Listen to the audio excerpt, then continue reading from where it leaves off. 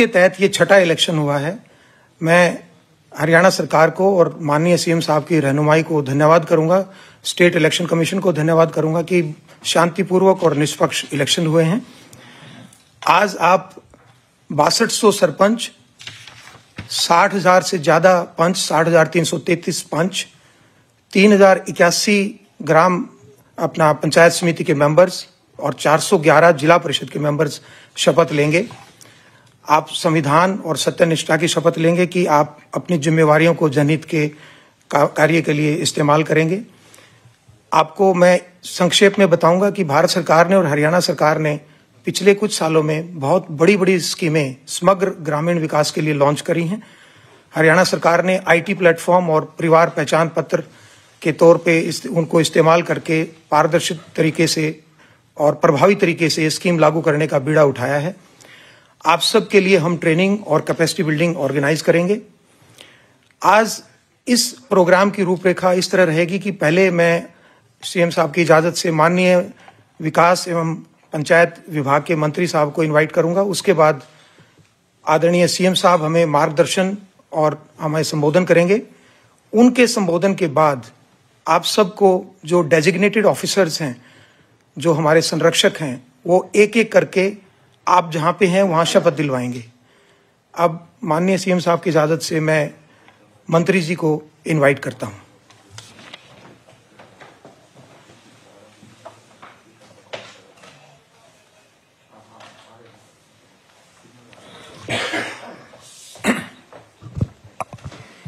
आज हमारे पंचायतों के,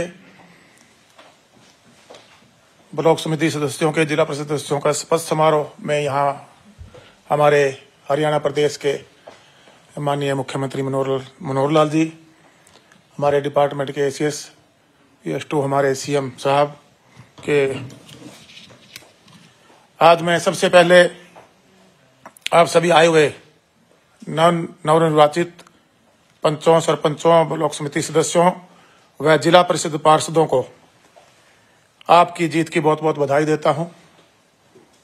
जनता ने आप सभी को भरोसा किया और इस पद के साथ साथ आप पर विश्वास करके आपके ग्राम वासियों ने आपको एक महत्वपूर्ण जिम्मेवारी दी है।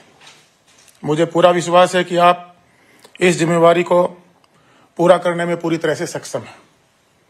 मुझे पूरा भरोसा है आप अपनी प्राथमिकता को सिर्फ शिक्षा, स्वास्थ्य, बिजली, पानी, सड़क तक सीमित न रखकर चौमुखी विकास तक ले जाएंगे।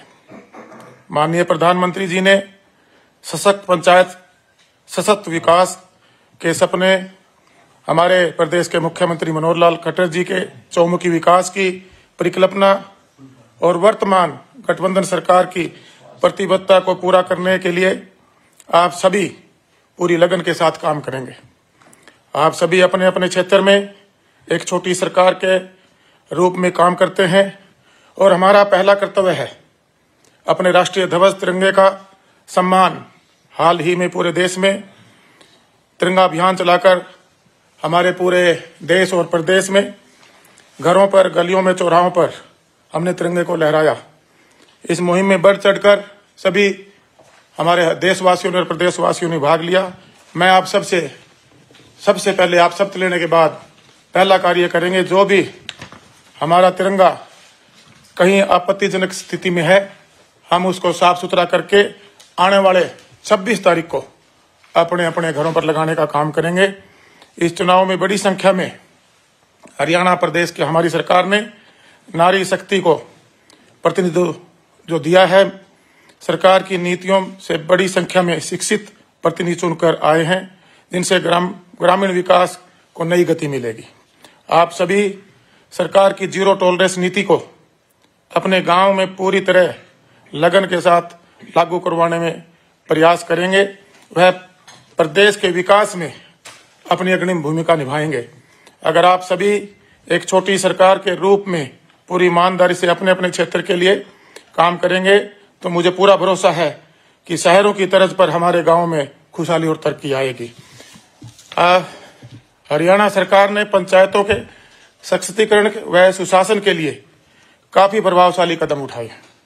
हरियाणा प्रदेश वह का पहला राज्य है जिसने केंद्र सरकार की स्वामित्व स्कीम के तहत गांव को लाल डोरा मुक्त करके उनको अपनी प्रॉपर्टी का मालिकाना हक देकर उनको कार्ड वितरण करने का काम किया।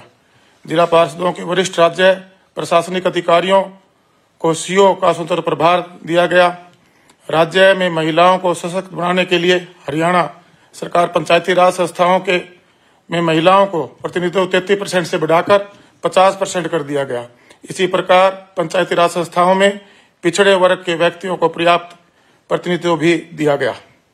ग्राम पंचायतों को अपने आय स्रोत बढ़ाने के हेतु हरियाणा सरकार ने कुछ अहम कदम उठाए हैं, जैसा कि ग्राम पंचायतों के क्षेत्र में स्थित अचल संपत्ति के ट्रांसफर पर जो स्टाम्प ड्यूटी लगेगी उसमें 2% का शुल्क ग्राम पंचायत के विकास के लिए पंचायतों को जाएगा। इसी प्रकार जो बिजली कंज्यूम गांव में होती है, जो उपभोक्ता बिजली कंज्यूम करते हैं, उस पर 2% सेस लगाकर गांव की डेवलपमेंट के लिए ये फैसला हमारी हरियाणा सरकार ने लिया। हरियाणा सरकार ने गांव में गंदे पानी का निजात, जो बहुत पुरानी समस्या पिछले लंबे कई दशकों से बनी हुई थी, वाटर मैनेजमेंट के तहत 3500 गांव को टारगेट लेकर इस पर एक पहला बड़ा कदम मैं हरियाणा सरकार का कहूंगा कि जिन्हें उठाने का काम किया और इससे हमारे गांव साफ सुथरे होंगे।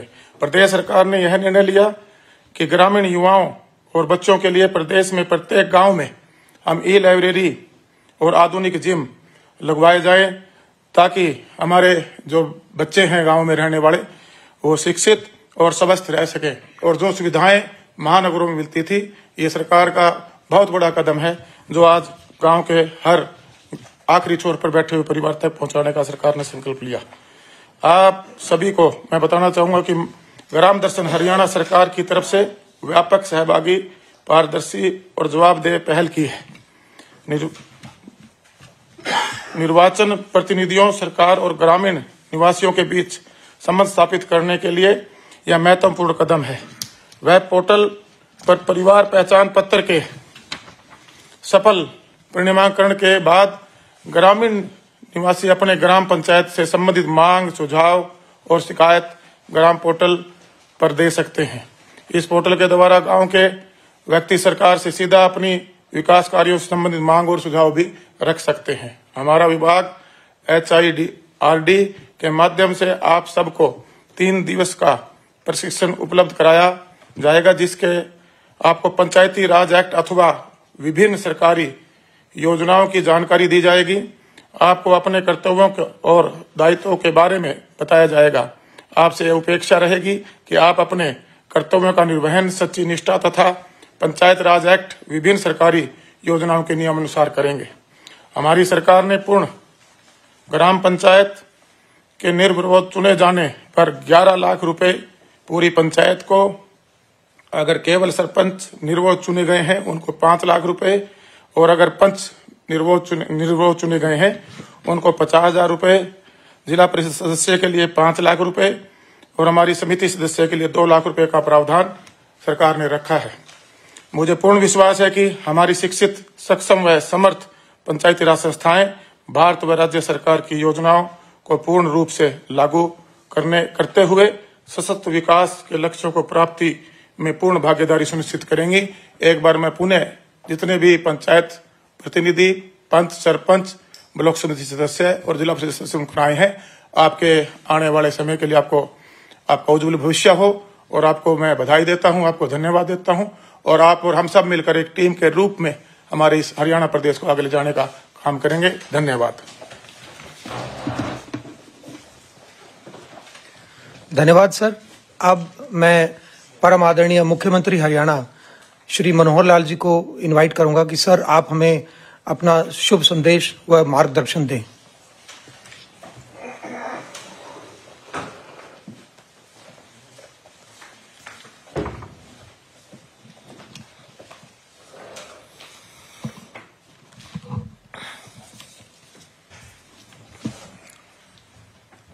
आज के इस बहुत ही एक पवित्र समारोह में मेरे साथ यहाँ केंद्रीय कार्यक्रम पर उपस्थित हमारे ग्राम विकास एवं पंचायत मंत्री श्री देवेंद्र बबली जी, प्रदेश के अन्य स्थानों पर उपस्थित सभी हमारे मंत्रीगण, सांसदगण, विधायकगण एवं प्रदेश भर से जुड़े हुए सभी हमारे प्रमुख नागरिकों में बुजुर्गों, नौजवान साथियों, माताओं, बहनों, पत्रकार, छायाकर मित्रों, ये दिन जिसको मैं ये कहूंगा कि आज लोकतंत्र का एक महान उत्सव है, हमारे लिए बहुत ये खुशी का दिन है, क्योंकि जब पंचायती राज व्यवस्था देश में लागू हुई तो ये कहा जा रहा है कि लोकतंत्र का जो प्रारंभिक चरण है वो पंचायती राज से ही शुरू होता है। एक व्यापक स्तर पर नागरिक अपने मतदान के द्वारा अपनी स्थानीय सरकार को चुनते हैं और एक प्रकार का ये अपना अधिकार, एक प्रकार का उसका उपयोग करते हैं कि कौन हमारी व्यवस्थाओं को अच्छे प्रकार से, हमारे विकास को अच्छे प्रकार से समझ करके कर सकता है। हर 5 वर्ष बाद ये चुनाव होता है। हमारे यहाँ भी 2016 के बाद अब ये चुनाव 2022 में ये प्रदेश में हुआ है। 7 अक्टूबर को इसकी घोषणा हुई थी और 30 नवंबर को एक प्रकार से इसका समापन हुआ, नोटिफिकेशन हुआ। एक लंबे समय में, लगभग 1.25 महीने में इस सारे कार्य को हमने संपन्न किया। 3 फेज इसके एक प्रकार से बांटे गए थे। व्यवस्था सुचारू ढंग से चले, क्योंकि बहुत बड़ा ये चुनाव होता है। और एक प्रयोग पहली बार हमने किया कि इससे पहले हर बार किसी भी मतदाता को 4 मत एक साथ डालने होते थे, लेकिन इस बार हर मतदाता को उन 4 मतों को 2-2 मत करके और उसका 2 दिन चुनाव का ये हमने रखा। 3 फेज में ये चुनाव हुए और जो परिणाम है वो आने के बाद 30 नवंबर को इसका नोटिफिकेशन होने के बाद आज हम 3 दिसंबर को एक साथ प्रदेश भर के सभी गांवों में, सभी ब्लॉक हेडक्वार्टर पर और सभी जिला केंद्रों पर ये सब शपथ का कार्यक्रम हम करने जा रहे हैं। जहां तक आंकड़ों का विषय है, जैसा हमारे एसीएस अनिल मलिक जी ने हमको बताया है, मैं एक बार फिर उसको दोहराना चाहूंगा, क्योंकि इन आंकड़ों से इस चुनाव का व्याप्त ये पता लगता है। कुल मिलाकर इन चुनाव में जो सीटें हैं जिनका चुनाव हुआ, जिला परिषद, पंचायत समिति, पंच और सरपंच, 71,696 ये सीटें हैं। इतने वार्ड हैं जिनमें प्रारंभ में 1,60,192 लोगों ने नॉमिनेशन किया। उसके अंदर 2600 रिजेक्ट हुए, 31,900 के लगभग विड्रा कर लिए गए और अंत में जो लोग जो यूनानिमसली चुने गए, जहां केवल एक ही नॉमिनेशन प्राप्त हुआ, ऐसी भी बहुत बड़ी संख्या इन 71,600 में से 40,500 लोग ऐसे थे, लगभग 60% हम कह सकते हैं कि जो यूनानिमसली चुनाव हुआ, ये हमारे एक लोकतंत्र की एक बहुत बड़ी ताकत है कि गांव में लोग सहमति से और इसको खड़ा करते हैं। इस प्रकार जो चुनाव की बाकी सीटें बची हैं वो 29,474 बची और सभी जो कैंडिडेट जिन्होंने कंटेस्ट किया वो 85,127 थे। 1,770 ऐसी सीटें जो खाली रह गई हैं किन्हीं कारणों से, और उनका चुनाव ये भी बाद में कराया जाएगा। मैं ऐसा मानता हूं कि पंचायती राज से बड़ा कोई चुनाव, और खास करके अपने देश में जैसा होता है, इससे और कोई बड़ा चुनाव कहीं होता नहीं है। उदाहरण के लिए 2016 के चुनाव के बाद मुझे चीन जाने का मौका मिला और जब मैं चीन में गया तो वहां की सरकारी प्रतिनिधियों से जब बातचीत हुई तो बातचीत डेमोक्रेसी यानी लोकतंत्र पर चली और उन्होंने जब उनको बताया हमने कि 2016 में लगभग 70,000 वार्डों के हमने चुनाव कराए हैं और लाखों लोगों ने भाग लिया है, लगभग 1 करोड़ लोगों ने मतदान किया है, वो एकदम हैरान हुए कि इतना बड़ा कार्य शांतिपूर्वक, बिना किसी विघ्न के, किसी बड़ी अलोकप्रिय कोई घटना हो ऐसा भी नहीं हुआ। तो इतने बड़े चुनाव को एक साथ करके वो यहाँ की ताकत को और उन्होंने भी सराहा था। तो मेरा ये कहने का भाव है कि हमारी जो पंचायतों की ये गौरवशाली एक परंपरा, ये आज की नहीं है, ये सदियों पुरानी है, क्योंकि पंचायती तौर पर ही ग्रामीण क्षेत्र उसका जो सहजीवन होता था उसमें बहुत प्रकार के फैसले ये ग्रामीण स्तर पर भी हो जाते थे। तो उसी प्रशासन पद्धति में, यानी एक प्रकार से पंचायती जो तंत्र था, इसका उल्लेख हमारे ऋग्वेद में भी, अर्थवेद में भी मिलता है। पंचायती राज जो संस्थाएं हैं ये हमारी राष्ट्रीय एकता, अखंडता, सुशासन, इसका एक प्रकार से रक्षा कवच है। तो हम अपनी जो न्यायप्रियता है इसके कारण से हम पंच परमेश्वर नाम भी पंचायतों को हमने दिया है, तो इसलिए एक बहुत महत्वपूर्ण ये विषय है। मैं इसको गांव की सरकार मानता हूं। ठीक है कि देश में पिछले 8 वर्षों से केंद्र में श्रीमान नरेंद्र मोदी जी के नेतृत्व में मोदी सरकार इस नाते से अच्छा कार्य कर रही है। हम लोग भी इस नाते से पिछले 8 वर्ष से जो जनहित के कार्य हैं, एक के बाद एक नया व्यवस्था परिवर्तन का काम करके जनता के हित की ओर आगे बढ़े हैं। और मुझे लगता है कि जनता में उस प्रकार का एक संदेश भी है कि सरकारों के अच्छे काम ये हो रहे हैं। लेकिन केंद्र सरकार और प्रदेश सरकार के सब काम उस स्थानीय सरकारों के माध्यम से ही होते हैं। जब तक स्थानीय सरकारें हमारी सशक्त नहीं होंगी तब तक उसके परिणाम भी अच्छे निकल नहीं सकते हैं। तो इसलिए जो गांव की सरकार है, इसका चुनाव आज संपन्न हुआ है। शहरों के चुनाव के पिछले कुछ समय पहले शहरों की जो सरकारें हैं वो भी बन गई हैं। तो स्थानीय निकाय की सब चुनाव सरकारें, चुनी हुई सरकारें ये अच्छे प्रकार से काम करें, इसके लिए हम भी वचनबद्ध हैं। हमने बहुत इसके लिए संघर्ष किया, लड़ाई लड़ी कि हमारी पंचायतें कैसे स्वच्छ छवि की पंचायतें बने, कैसे इनकी समझ बढ़े। आपको ध्यान है कि 2015 में हमने एक पंचायती राज अधिनियम में अपने यहाँ संशोधन किया था और उसके अंदर ये कहा था कि सर्वोच्च यानी जनहित की के अंदर काम करने वाली जो सरकार हो वो स्वच्छ छवि की हो, पढ़ी लिखी हो। और पढ़े लिखे होने का जो प्रावधान था इसको बहुत लोगों ने चैलेंज भी दिया और चैलेंज को आखिर सुप्रीम कोर्ट तक ये लड़ाई हमको लड़नी पड़ी। और सुप्रीम कोर्ट ने न केवल हमारे उस नियम को वैध ठहराया बल्कि दूसरे राज्यों को भी सलाह दे डाली कि हरियाणा के प्रकार से अन्य राज्य भी इस पथ पर अगर चलेंगे तो स्वच्छ प्रशासन देने में हमको बहुत बड़ा लाभ होगा। हमने महिलाओं का प्रतिनिधित्व ये भी 50% पहली बार इस बार सुनिश्चित किया है। इसमें भी अभी तक महिलाएं 33% के आरक्षण के प्रावधान से चुनाव लड़ती थी, लेकिन इस बार 50% प्रतिनिधित्व उनको दिया है ताकि महिलाओं की भागीदारी भी ये पूरी हो। पिछड़ा वर्ग ए, इसमें भी पहली बार 8% का जो आरक्षण है इसका प्रावधान दिया गया है। हमने ऐसे जितने भी स्थानीय निकाय हैं उनकी वित्तीय शक्तियां ये कैसे बढ़े इसका भी विचार किया। और इसमें जो अभी तक लागू नहीं होता था, खास करके राज्य वित्त आयोग और केंद्रीय वित्त आयोग, इनका जो पैसा है वो सीधा इन पंचायतों के खातों में कैसे जाए ये सुनिश्चित किया है। इसी प्रकार गांव की अपनी आय, इनकम कैसे बढ़े।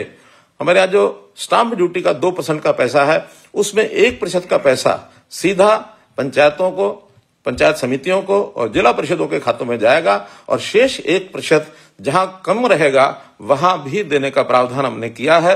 प्रदेश सरकार उन्हीं गांवों में और जिला परिषद पंचायत समितियों में पैसा 1% बांटेगी जहां की अपनी आय बहुत कम है, ताकि विकास के काम में वो भी पीछे न रह सकें। हमने इसी प्रकार 2% जो बिजली के बिल हैं इसके ऊपर भी एक सेस लगाया है ताकि वो लाभ भी गांव के जो बिजली के खर्च हैं वो सारे उसमें से निकल सकें। तो हर बिल का 2% का पैसा वो भी सब गांव में जाएगा। इस बार जैसे पंचायतें सर्वसम्मति बहुत सी चुनी गई हैं, उनके लिए भी हमारे मंत्री जी ने जैसे बताया है, ग्राम पंचायत सर्वसम्मति से 11 लाख रुपया, सरपंच सर्वसम्मति से 5 लाख रुपया और पंच जितने भी सर्वसम्मति से चुने जाएंगे सबके 50-50 हजार रुपया और पंचायत समिति का सदस्य 2 लाख रुपए, जिला परिषद का सदस्य 2 लाख रुपए, ये प्रावधान भी हमने किए हैं ताकि ये पैसा गांव के विकास में सीधा सीधा काम आ सके। और देखिए कितना बड़ा लाभ गांव के लोगों ने इसमें उठाया है। जैसा बताया गया कि 40,000 से ऊपर लोग सर्वसम्मत चुने गए हैं और लगभग 300 करोड़ रुपया ये राशि ग्रामीण क्षेत्र के अंदर इस विकास के लिए उपलब्ध कराई जाएगी। मित्रों, गांव की एकता इसको भी हमको बनाकर रखना, सुनिश्चित रखना है। सामान्यतः पंचायतों के चुनाव में या कोई भी चुनाव हो उसमें कुछ गुटबंदी भी सामने कभी कभी आ जाती है। अच्छी बात तो यह है कि 60% सर्वसम्मति होने के बाद शेष 40% जो पंचायतें हैं उनकी ही ये चिंता का विषय हो सकता है। हरियाणा में हम सारे समाज को एक करके जैसा देखते हैं, बिना किसी भेदभाव के, कहीं से भी किसी भी पार्टी का, किसी भी विचारधारा का कोई विधायक चुन के आता है, हम वर्ष भर में अथवा 5 वर्ष के जो विकास कार्य हैं बिना किसी भेदभाव को वहां करते हैं। मेरा यही एक निवेदन आपसे रहेगा कि हम भी अपना जो चुनाव क्षेत्र है, चाहे वो पंचायत का, सरपंच का पूरा गांव होता है, बाकी सबके अपने अपने वार्ड होते हैं। अब आगे चल करके जिला परिषद पंचायत समितियों में चेयरमैन, वाइस चेयरमैन बनेंगे, उनका भी पूरा क्षेत्र, वहां की जनता उन सबको अपना परिवार माने और परिवार मान करके ही हम सबकी सेवा के भाव से और ये काम कर सकते हैं। सेवा का भाव ये मेरा एक दायित्व है, ये मेरा एक धर्म होना चाहिए। चुनाव होने के बाद मैं सभी का प्रतिनिधि हूं, न कि केवल उन लोगों का जिन्होंने जो वोट दिया है नहीं दिया है। मैं प्रतिनिधि पूरी जनता का, पूरे क्षेत्र का हूं। इसलिए वहां के विकास के लिए, उनके हित के लिए लगातार संघर्ष करना ये मेरा दायित्व है। हमने सरकार से बहुत सी ऐसी योजनाओं का भी आगे बढ़ाने का काम किया है जिससे गांव का विकास हो सके। ऐसा कहा जाता है कि यानी विचारों के नाते, संस्कारों के नाते ग्रामीण क्षेत्र की जो आत्मा है वो बलशाली होती है, और विकास के नाते अभी तक माना जाता है शहरों का विकास ये शायद ज्यादा होता है। लेकिन हम उस दिन को बहुत जल्दी प्राप्त करेंगे जब गांव का विकास भी शहर के विकास के बराबर हो जाए। हमारा लक्ष्य है कि सबको रोटी, कपड़ा और मकान, शिक्षा, स्वास्थ्य और सम्मान, ये आवश्यकता सबकी पूर्ण होनी चाहिए। इस नाते से बहुत से काम ये हमने किए हैं। कुछ काम जरूर मैं गिनाना चाहूंगा। जैसे हर चुनी हुई जो हमारी संस्था है, ग्राम पंचायत है अथवा पंचायत समिति अथवा जिला परिषद है, इन सब के लिए अपने कार्यालय होने चाहिए। ग्राम सचिवालय की कल्पना हमने कुछ वर्ष पूर्व प्रारंभ की थी। बहुत गांव में स्वतंत्र ग्राम सचिवालय बन गए हैं, और उन ग्राम सचिवालयों में ग्राम पंचायतों की बैठकें ये होनी शुरू हो गई हैं। जिला परिषदों के भी कार्यालय बहुत जगह बन रहे हैं, जहां शेष बचे हैं वो भी सब बन जाएंगे। पंचायत समितियों का भी कार्यालय का व्यवस्था कोई ना कोई हमारे जो अधिकारी हैं वो जरूर करेंगे। और हमारे मन में ये भी इच्छा है कि जैसे भले जिला परिषद अथवा पंचायत समिति में ही अभी प्रारंभ में लागू कर सकते हैं कि केवल बैठकें, छोटी छोटी बैठकें करने के बजाय वहां सेशंस चलाए जाए। 1 दिन का सेशन, 2 दिन का सेशन, जैसे प्रदेश सरकार के सेशन होते हैं, विधानसभा के सेशन होते हैं, लोकसभा के सेशन होते हैं। तो हम जिम्मेवारी के साथ अच्छे काम करने की योजना बनाने के लिए, अच्छे प्रस्ताव पारित करने के लिए जिला परिषद और पंचायत समितियों में सेशन 1 दिन के, 2 दिन के, 1 से अधिक बैठकें करके ये चला सकते हैं। जहां कहीं सत्ता पक्ष विपक्ष अगर कोई ग्रुप बन भी जाते हैं तो भी सबको साथ लेकर के और ये काम हमको करने चाहिए।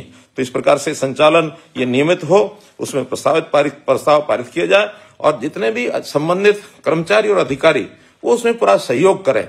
निश्चित रूप से करेंगे भी सही, ऐसा मेरा मानना है। हमारे ग्रामीण क्षेत्र के अंदर लाल डोरा की बात जैसा बताई गई है, लाल डोरा समाप्त करके लोगों को एक सुविधा मिली कि सबकी प्रॉपर्टी का रिकॉर्ड अब रेवेन्यू डिपार्टमेंट के अंदर आ गया है। सुविधा से उसको कहीं ट्रांसफर करना है, कहीं बिक्री करनी है, अथवा बैंक के माध्यम से उसको लोन लेने की व्यवस्था उसको होनी चाहिए, इसका उपयोग करना है। कोई भी विषय, और जो मेरी प्रॉपर्टी है जिसका मालिकाना हक मुझे मिल गया है, तो उससे हमारा एक प्रकार से एक गर्व भी हमको होता है कि हमारे नाम से एक प्रॉपर्टी ऐसी वो हो गई है। इसी प्रकार गांव में हमने लाइब्रेरीज खोलने की भी व्यवस्था ऐसी सोची है। बहुत गांव में खुली है, लेकिन और अधिक गांव में खुले, इसकी योजना भी हमारा ग्राम विकास मंत्रालय, हमारे मंत्री देवेंद्र बबली जी उसके लिए पूरा प्रयत्नशील है कि ज्यादा से ज्यादा गांव में लाइब्रेरीज खोलें। पार्क कम व्यायामशाला ये हमने बनाई है। 2 एकड़ के ऊपर लगभग 550 ऐसी पार्क कम व्यायामशालाएं बन चुकी हैं। इस वर्ष का टारगेट जो 1000 पार्क कम व्यायामशाला का है, उसके लिए योग शिक्षक, योग सहायक इनकी नियुक्ति हो गई है। इस काम को भी हम आगे बढ़ा रहे हैं। और वहीं पर साथ में वेलनेस सेंटर्स खुले। प्रधानमंत्री जी की एक बहुत महत्वाकांक्षी योजना है कि लोगों को बीमार होने से बचाया जाए। बीमारी के बाद इलाज कराना भी दायित्व हमारा है, लेकिन आखिर व्यक्ति बीमार न हो, अस्वस्थ न हो, ये उससे पहले का दायित्व है। तो वेलनेस सेंटर्स के माध्यम से इस प्रकार की व्यवस्थाएं की जाएंगी। गांव के अंदर शिवधाम योजना ये हमने बनाई है। हरे गांव का शमशान घाट, वहां का कब्रिस्तान, उसका विकास ये किस प्रकार से कराया जाए, ये योजना भी बराबर चल रही है।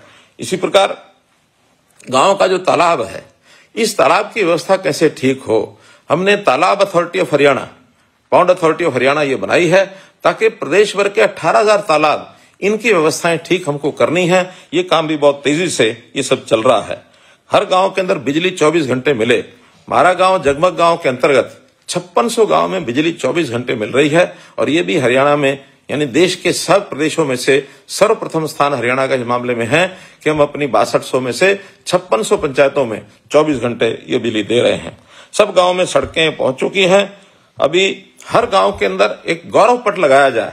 ये पिछले 5 वर्ष की योजना में पंचायत विभाग ने काम किया था, ताकि उस गांव का जो गौरव है, वहां के जितने भी ऐसे व्यक्ति जिनका कोई योगदान चाहे गांव के लिए अथवा इलाके के लिए अथवा देश के लिए, शहीदों के नाम ये उस पर लिखे जाए, ताकि उस गौरव पट पर हर व्यक्ति का, नागरिक का, उसको एक जानकारी मिले कि हमारा गांव जो है वो कितना एक प्रमुख गांव है।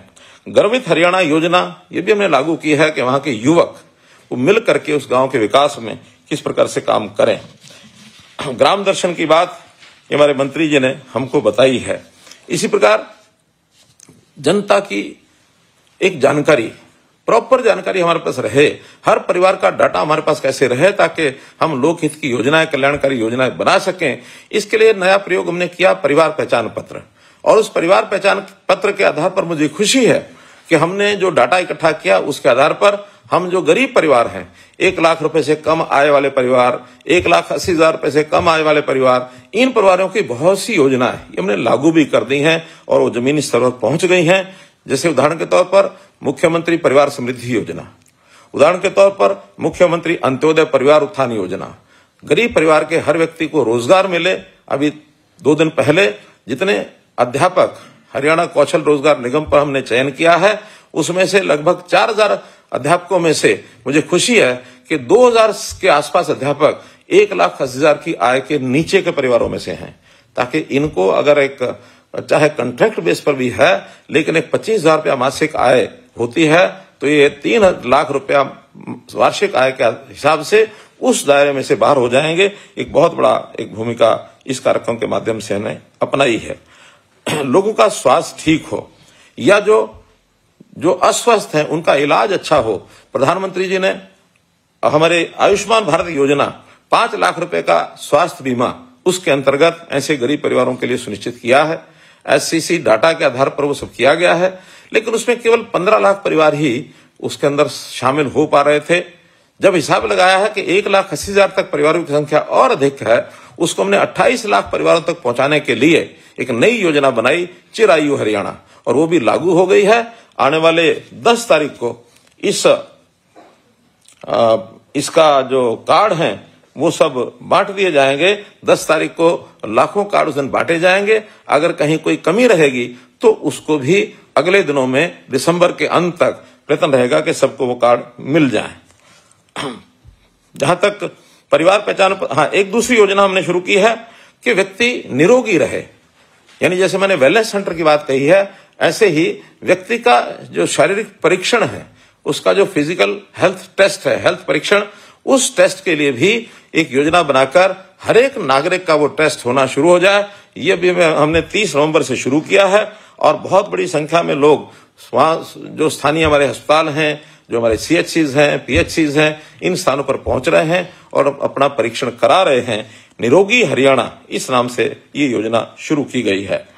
परिवार पहचान पत्र में भी कुछ शिकायतें मिलती हैं कि कहीं ना कहीं कोई गलती हुई है, कोई त्रुटि रह गई है, तो इस त्रुटि निवारण के लिए हर गांव के अंदर एक कैंप लगाया जाएगा 10 और 11 दिसंबर, दूसरा 16 से 18 दिसंबर, ऐसे ये 2 समय में ये लगाए जाएंगे कैंप। उसके अंदर जिनके परिवार पहचान पत्र रह गए हैं वो सब परिवार पहचान पत्र अपने बनवा सकते हैं, अपने जो डॉक्यूमेंट हैं वो साइन कर सकते हैं, उसको अपलोड कर सकते हैं, त्रुटि ठीक कराने का काम भी कर सकते हैं। इसलिए ये अभियान भी इसके साथ साथ चलेगा। बहुत महत्वपूर्ण एक और काम हमने किया है कि जितने क्लास 1 अधिकारी हैं हमारे प्रदेश के, लगभग 7,000 हैं, इन सबको ये कहा कि गांव में विभाग अपने अपने हिसाब से सब काम करते हैं, लेकिन फिर भी उनके साथ कोऑर्डिनेशन करना, उनकी समीक्षा करना, काम ठीक हो रहे हैं कि नहीं हो रहे हैं, कहीं कोई कठिनाई तो नहीं आ रही है, उनका मार्गदर्शन करना, उनको प्रेरणा देना, इस प्रकार के सारे कामों के लिए हमने एक गांव एक अधिकारी, ग्राम संरक्षक के नाम से और ये आगे तय किए हैं। ऐसे लगभग 6,000, लगभग नहीं, ठीक कल तक की जो जानकारी है 6,136 पंचायतों में और ये ग्राम संरक्षक ये लग चुके हैं। ऐसे ग्राम संरक्षक की जो भूमिका है, ये हम कोई भी वहां का सरपंच अथवा बाकी कोई अधिकारी ये न माने कि हमारे ऊपर कोई बहुत बड़ा अफसर चेक करने के लिए आया है, बल्कि ये ग्राम संरक्षक हमारी योजनाओं को आगे बढ़ाने के लिए, हमारा सहयोग करने के लिए, हमको एक ताकत देने के लिए, हमको ट्रेंड करने के लिए, कोई कमी रह जाती है तो उनसे हम पूछ सकते हैं।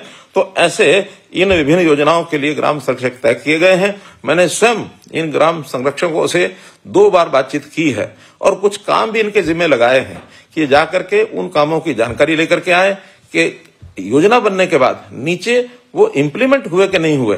कई बार हम प्रदेश सरकार में योजनाएं बनाते हैं लेकिन नीचे जाते जाते इतना डाइल्यूट हो जाता है कि उसकी जो योजनाओं का लाभ है वो नीचे तक व्यक्ति को मिलता नहीं है। इसलिए प्रत्यक्ष जाकर के वो स्वयं आएंगे और मैंने अपेक्षा रखी है कि महीने में एक बार कम से कम ऐसे ग्राम संरक्षक अपने गांव में वो जरूर जाएं। बड़े अधिकारी छोटे अधिकारी सब लगाए हैं। केवल जो आईएएस के प्रिंसिपल सेक्रेटरी और एडिशनल चीफ सेक्रेटरी लेवल के हमारे लोग हैं, इन अधिकारियों को एक जिले पर जिला संरक्षक कोऑर्डिनेशन के लिए ये हमने तय किया है। और एक जानकारी जो आपको देनी है, आज का जो शपथ ग्रहण समारोह है इसमें भी हमारे जो ग्राम संरक्षक हैं वो अपनी भूमिका निभा रहे हैं। सब अपने अपने गांव में गए हैं और उन्हीं की देखरेख में आज का ये शपथ ग्रहण कार्यक्रम है ये सब हो रहा है। हमारे गांव में बहुत से ऐसे सामाजिक दृष्टि के वृत्ति के लोग रहते हैं, युवा भी रहते हैं जो एनजीओ चलाते हैं या रिटायर्ड हैं, एक्स सर्विसमैन हैं, गांव के रिटायर्ड कोई कर्मचारी अधिकारी हैं, अध्यापक हैं, या हमारे जो पूर्व प्रतिनिधि जनप्रतिनिधि हैं वो भी आज भले ही जनप्रतिनिधि नहीं बन पा रहे हैं लेकिन गांव की सेवा के लिए, गांव में अच्छे काम करने के लिए उनमें आज भी इच्छा होती है। मेरा निवेदन है कि ऐसे सब लोगों को जोड़ करके विभिन्न प्रकार के जितने काम चल रहे हैं उन पर छोटी बड़ी कोई ना कोई समिति गांव में बनाएं ताकि उसकी देखभाल कर सकें। तो सबका साथ सबका विकास, पार्टिसिपेशन ऑफ द पीपल, ये उसकी भूमिका में से विषय निकलेगा ताकि ये समितियां भी उन कामों में सक्रियता बढ़ाने में उपयोगी होंगी। और एक बड़ा काम कई बार दुखदाई मन से भी मुझे कहना पड़ता है कि बहुत से स्थानों पर इन विकास के कामों में अथवा अन्य कामों में भ्रष्टाचार का एक बहुत बड़ा रोग ये लगा हुआ है। तो हमारी ये जो समितियां हैं इन चीजों को भी रोक लगा सकती हैं ताकि बजाय शिकायतबाजी करके मुकदमेबाजी हो उनको वहीं समझा करके और ये जो अनुभवी लोग हैं इनका उपयोग करा सकते हैं। तो देखभाल के लिए इन ग्राम समितियों को भी जरूर बनाया जाए, इसके परिणाम बहुत अच्छे निकलेंगे। आज मैं अब इस विषय पर भी जरूर अपनी बात रखना चाहूंगा कि शपथ का आज का ये दिन है और शपथ के लिए जो इस बार पहली बार तय किया है कि हर चुनाव प्रतिनिधि व्यक्तिगत रूप से वो शपथ लेगा।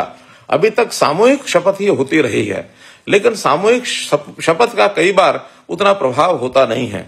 आज जब व्यक्तिगत शपथ लेंगे तो हर व्यक्ति को उस शपथ का एक एक शब्द वो ध्यान में आएगा कि उसका क्या महत्व है। उस शपथ में संविधान की बात भी कही गई है, अपने कर्तव्यों की बात भी कही गई है, सत्यनिष्ठा की बात भी कही गई है और भय और पक्षपात के बिना और स्नेह और वैमनस्य के बिना मैं संविधान और विधि के अनुसार कार्य करूंगा। ये बहुत बड़े पहलू हैं। इन सब पहलुओं पर चुनाव प्रतिनिधि अगर मन में एक धारण करता है कि मुझे सेवा का काम करना है, अपने लोगों के लिए काम करना है, अच्छा काम करना है, कोई गलत काम नहीं करना है, तो बहुत बड़ा संस्कार ये सब लोग लेकर के चलेंगे तो निश्चित रूप से उसका एक एक शब्द ये हमारे मन पर असर करने वाला है।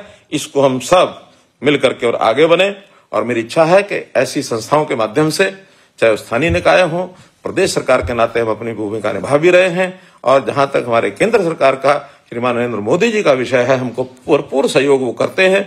जब भी हमने जाके किसी योजना के बारे में कहा है उन्होंने हमें उसका लाभ दिया है, बल्कि बहुत सी हरियाणा की योजनाएं तो ऐसी हैं जो उन्होंने स्वीकार करके और दूसरे प्रदेशों में भी लागू की हैं। इस सारे अच्छे वातावरण में मैं ये अपेक्षा करता हूं और आपसे भी आग्रह करता हूं कि अपने कर्तव्य को अच्छी प्रकार से निभाते हुए और हरियाणा को एक अग्रणी राज्य न केवल देश में बल्कि दुनिया में इसकी चर्चा हो, ऐसा हरियाणा एक अग्रणी राज्य बने।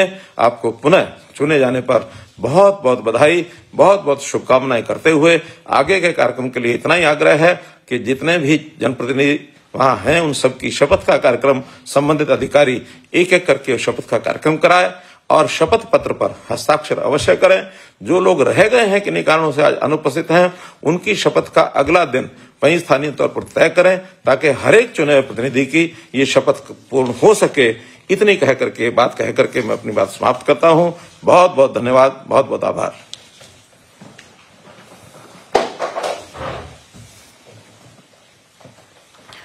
धन्यवाद सर, आपने जो मैसेज दिया है, जो हमें संदेश दिया है सर विभाग की तरफ से और चुने हुए प्रतिनिधियों की तरफ से सर मैं विश्वास दिलाता हूं कि हम उस पर खरे उतरेंगे। अब मैं रिक्वेस्ट करूंगा, जैसे माननीय सीएम साहब ने आदेश दिया है कि